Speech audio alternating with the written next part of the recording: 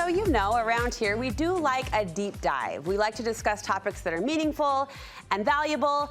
But good girlfriend chatter, let's be honest, often lands on the lighter side, which is where we are showing up all this week.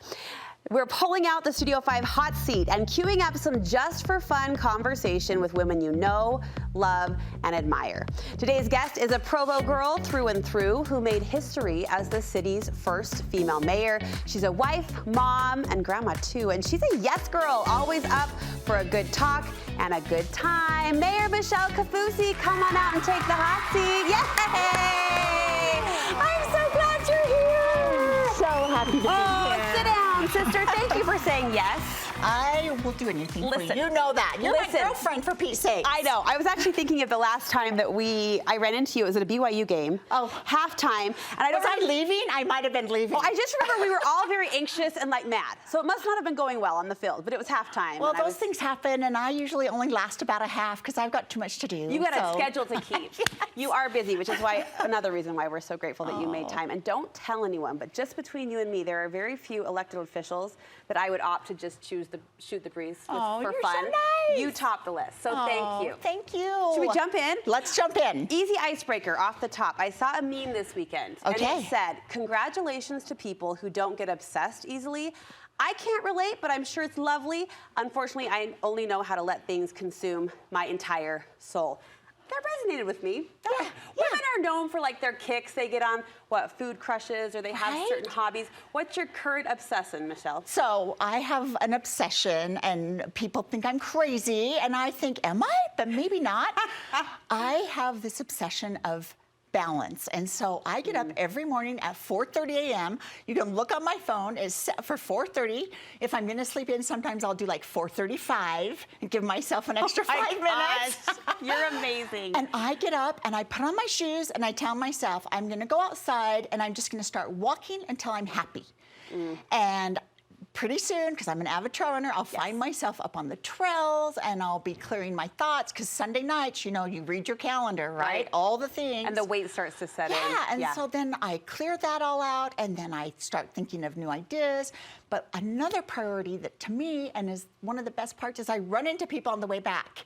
And I love talking to the citizens, and we had an incident up at the White Trailhead, and our fire was up there, and paramedics, and they said all we had was people saying, "Did you know the mayor's on these trails all the time?" And I loved it. These are the mayor's trails. Yeah, the mayor's up here with us all the time, and I love that because the engagement piece is really great, which also is an obsession for me. I've talked to a lot of mayors, and they say things like, the minute I became mayor, I never went grocery shopping again. Cut it off.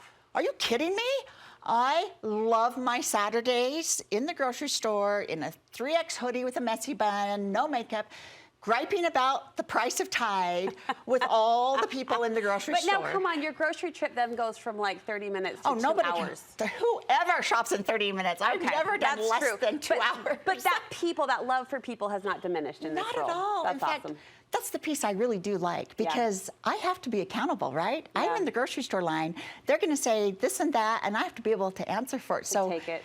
I twist it and see it as a complete positive of what I'm obsessed with. I'm obsessed with being held accountable. And I love the idea of balance too, and I love knowing how you start your mornings. I'm going to step up my game for sure. But you do bring a light and a zip and an energy to any room you walk into, and I imagine that's in part because you're charged yourself. I'm charged, right? You've taken that I've cleared out the junk, brought in the bright, and ready to go for another exciting day. Inspiration. Okay, actress Reese Witherspoon. This is topic number 2. She recently challenged her online community to see the magic in the mundane, asking what is something you get to do today. You sort of answered this, but it's a reframe, right, of looking at our task list or our to-do list and saying, I have to do this or I get to do this. Exactly, right? And so I have this little note on my computer that I've had this is my 14th year of having it. My first election I won was for the school board, and I stuck it there, and it says, because I said I would. And I see that, and it charges me every day. I said that I would see this through. I'm going to see it through, good, bad, or ugly.